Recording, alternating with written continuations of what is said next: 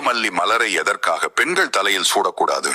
பெண்களுக்கு மிகவும் பிடித்ததாக தங்க நகைகள், சேலைகள், நவநாகரிக ஆடைகள் மற்றும் மணமுள்ள மலர்கள் போன்றவைகள் உள்ளன. இதில் மணமுள்ள மலர்களாக மல்லிகை, முல்லை, ரோஜா போன்ற பல்வேறு மலர்கள் இருக்கையில் நன்கு கவர்ந்து இழுக்கக்கூடிய பவளமல்லி மலரை எதற்காக பெண்கள் தலையில் சூடுவதில்லை என்று தெரிந்து கொள்வோம். கிருஷ்ண பகவான் பூலோகத்தில் அவதாரம் எடுத்திருந்த போது ஒரு முறை அவரை சந்திப்பதற்காக வந்த இந்திரன் தேவலோகத்தில் இருக்கும் பாரிஜாத மலரை கொண்டு வந்து கிருஷ்ணரிடம் வழங்கினான். மாய கண்ணனாக திகழ்கின்ற கிருஷ்ண பகவானுக்கு 2 மனைவிகள் இருக்கின்ற நிலையில் இந்திரன் கொண்டு வந்த பாரிஜாத மலரை கிருஷ்ண பகவான் பாமாவிடம் கொடுத்து விட்டார். அதை கண்ட ருக்மணி கடும் கோபம் அடைந்தாள். பட்டத்து ராணியாக நான் இருக்கையில் பாரிஜாத மலரை எப்படி பாமாவிடம் நீங்கள் கொடுக்கலாம் என்று கிருஷ்ணருடன் ருக்மணி வாக்குவாதம் செய்து சண்டையிட்டாள்.